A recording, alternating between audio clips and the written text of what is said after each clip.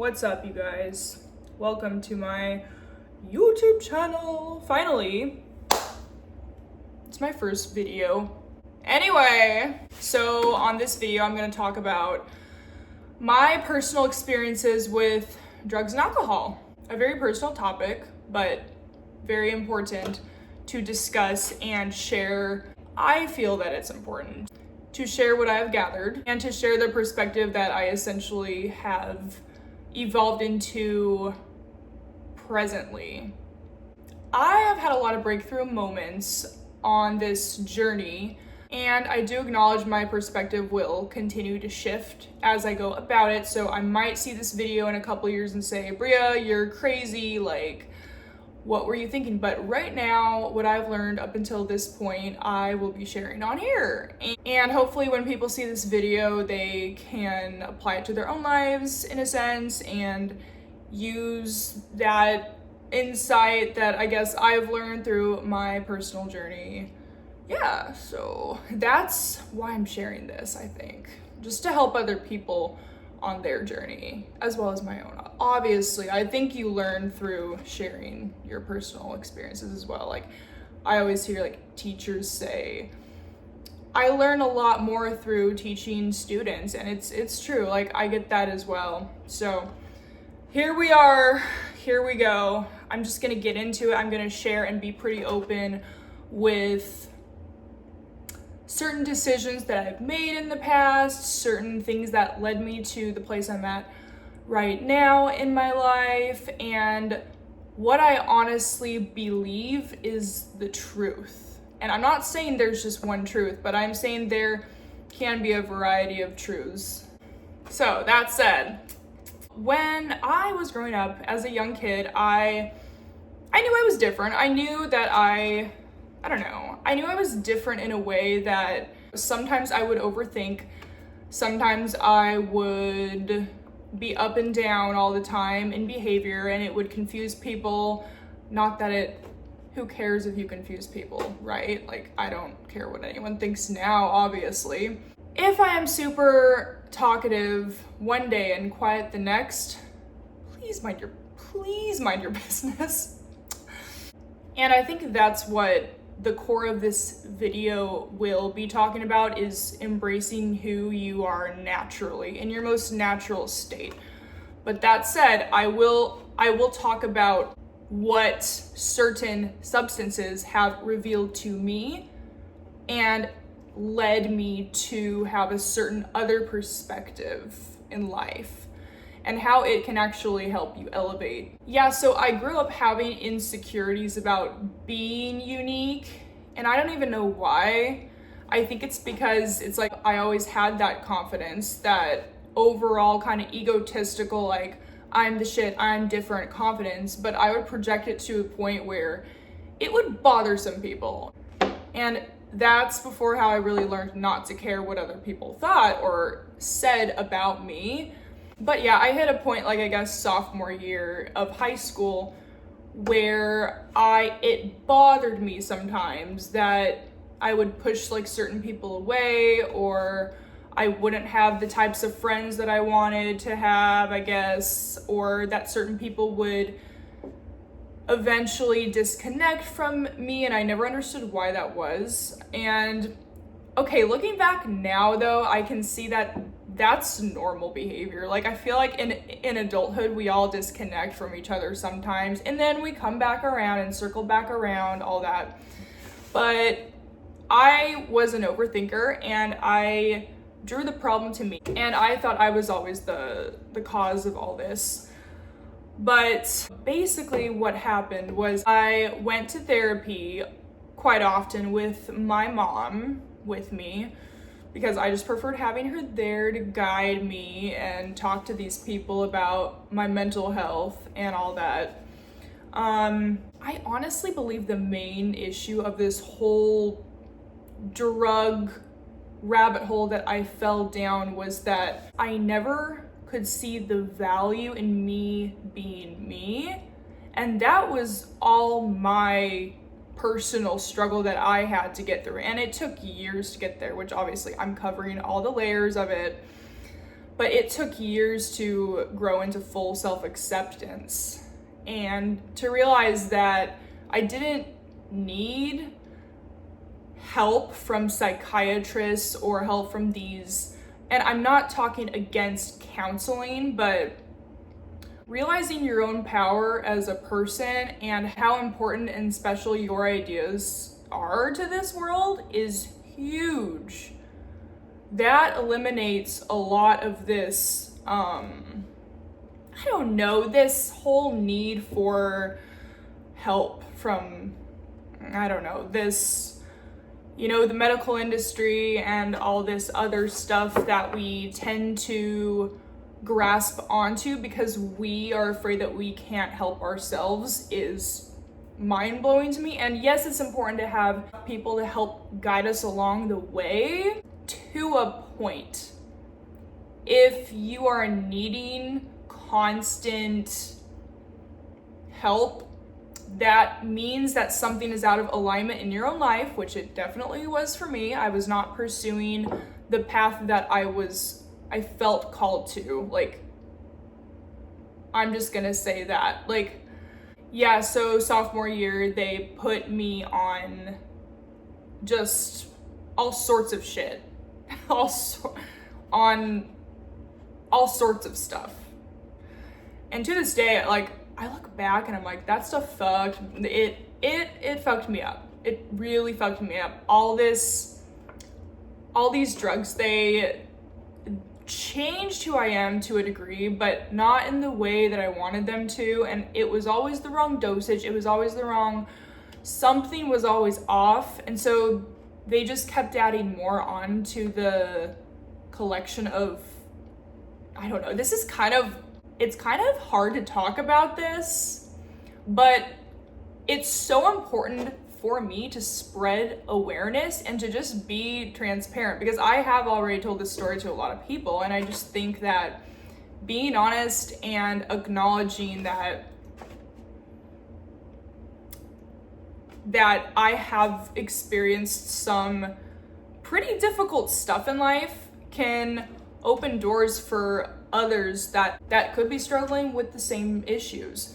And I'm not speaking against any pharmaceuticals, but I'm saying this is what started the whole rabbit hole for me at that point in my life. So essentially, these drugs, I think they changed my perspective in a way that I was a lot more, I don't want to say that I was pessimistic about shit, but I had lost a lot of the spark that I used to have and all the like hope and dream that I once had, but it was still in there and I knew it. So I got constantly kind of frustrated. I couldn't tap into it and I just was unable to see the positive perspectives of all that. So yeah, for the next few years, I guess into college and having a year and a half of college under my belt and then going off, like moving to California, which I would say was caused because the reason I ended up pursuing the goal that I had to move to California, elevate in finances, and pursue my dreams in modeling was, I credit a drug in particular that helped me do this, and that drug was Adderall. The only reason I needed Adderall was to pull me out of the sludginess that the other drugs were causing. All the other shit that I was prescribed was causing me to be so tired, like exhausted every day. I would sleep like after school 2-3 hours every day, and I had no idea why. Like I was like, I'm just so tired, all these drugs are causing it. The drugs weren't even helping me was the deal. Like they weren't even solving the problem for me. So Adderall pulled me out of that hump, and I realized, I'm like, I need to move to California. I got off my ass and I moved to California. And thanks to Adderall. So a few months into living in Cali, I discovered a love for alcohol. Wonderful combo. all these meds and alcohol. Way to go, Bria. I also discovered a love for other things. Cocaine. I loved cocaine. Cause as with Adderall, I felt optimistic. I felt like my old self again. Gee, Bria, why couldn't you just have cut out all the other crap that you were also taking? Wouldn't that, I don't know. I didn't come to that conclusion till months later, I think after COVID hit, when I was just on this constant hamster wheel of cocaine, alcohol, all the prescription drugs I was taking, weed, I don't know, just all sorts of stuff. I was looking for an escape, and I was looking for a way out of just the drudgery that I had gotten myself into. The main point of all this, why am I sharing all this? It's because the root of the problem was that I did not accept myself, because I based my worth off of how other people were seeing me and talking about me when I was a sophomore in high school. I mean, everyone is so judgy at that time in your life. What? And I was I took everything way too seriously. Actually, on those drugs, it made it worse. Like, it just made it worse. I was even more cynical and more, oh no, like, everyone thinks that I'm this and that. When in reality, I didn't care, but it got to a point where the more I was me, the more I didn't like it when I saw people have a reaction to me. And so it all came down to uncovering those layers and just realizing, you are worth it. You always were. This was all just an illusion. And so I would say January 2020, I got off all of it. I quit everything that I was on, all the pills, even Adderall, and drinking, obviously, because I was just using the Adderall and the drinking to have more fluidity and energy, like, from the other drugs that it was causing me to feel like, right? It was pretty much canceling out a problem that didn't even need to be there in the first place. The problem, though, was that I was too afraid to get off all of those other drugs, because I had tried it in the past, and I just didn't have the patience to overcome that hump that obviously comes along with quitting any addiction.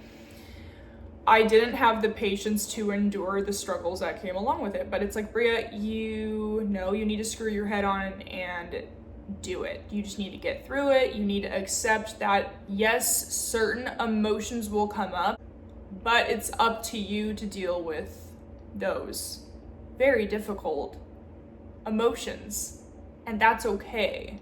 It's okay. This is all happening for a reason and for your highest good. So then after that, COVID hit and I got sober. I got sober from everything, from alcohol, from weed, from cocaine. I would say for 6 months, I didn't even touch anything. Not a drop of any sort of substance, right? Yes, along the way, I did touch alcohol at times, but it was really brief.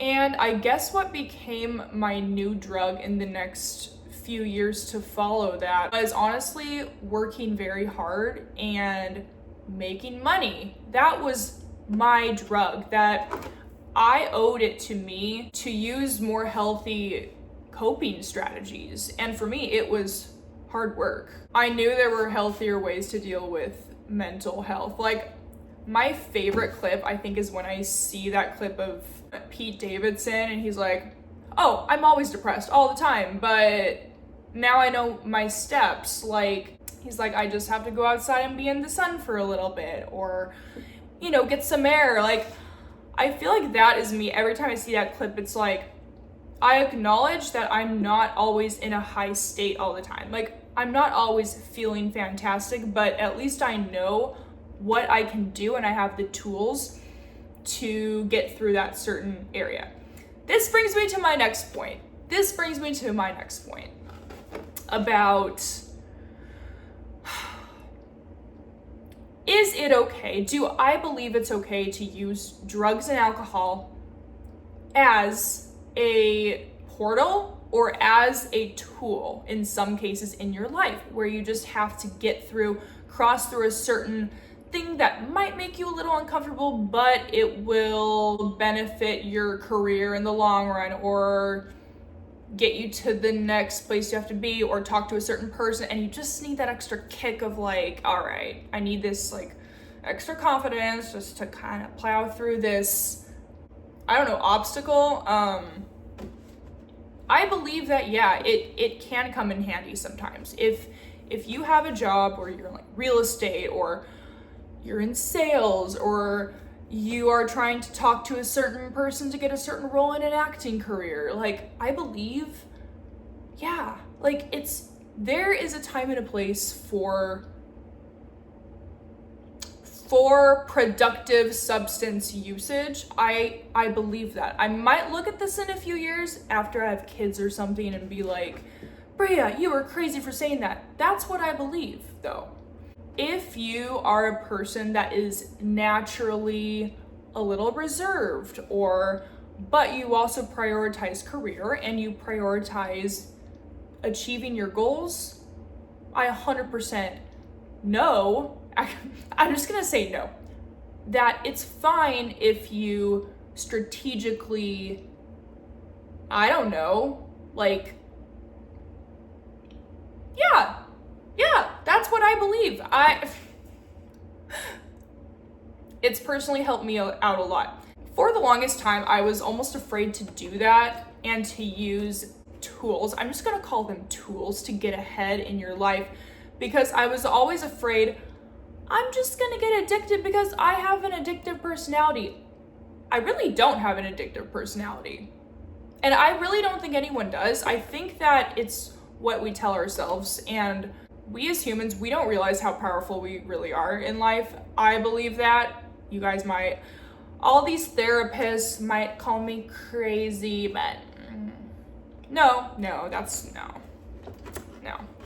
But regardless, I do believe that sometimes even drugs can open up portals to our psyche that we weren't previously aware of, and also teach us stuff when we need to be taught stuff. Because I believe everything happens for a reason. If you're supposed to learn something, have a certain conversation with someone under the influence, that is God's plan. Straight up. Nothing happens on accident. If something's helping you release a blockage, open a doorway, that's all God's plan. And there's a reason why, if you're like, oh no, it's no, I'm like afraid of all that, it's like, that's also God's plan. Okay? If you're open, and that's God's plan. If you're closed off, that was also God's plan. So I believe that you always need to be the judge of your own decisions and your own, what is God and the universe calling me to do right now in life? And you really need to. I strongly believe in meditation and talking to God, talking to the universe, getting close to source, all that stuff, hanging out in nature, going for walks, tapping into your own higher self so that you know what God is calling you to do. So yeah, that's my take on it. Is there a thing I would change? No. I mean, okay. Ideally, probably, but I think the highest, I know God always has a plan and he's always working. So I have no regrets. I am okay with all the decisions that I've made, and I've made peace with that, and I've, oh yeah, one last thing. I want to talk about decisions that you make when you are under substances. Like, okay, caffeine is a drug, food is a drug, coffee, these all change how your brain works and operates. And I think once you acknowledge that and say, well, I use coffee every day, aren't I addicted to coffee? It's like, yeah, you are. So I don't know. That's another thing. When I was sober for those few months and actually a few years, I was sober for the most part. I didn't really, and I still really don't. I still really hardly drink. I don't, unless I have a reason to, unless I am supposed to have a certain conversation or attend a party that is helping my career. All well and good. All well and good. As long as it can get me to that next step I'm supposed to be at. And you guys, I just believe in full honesty here. I'm not going to sugarcoat anything. I'm going to say it how it actually is and how I actually feel about this. I'm not going to lie and say, no, like I'm 100% sober. I'm not. And that's okay.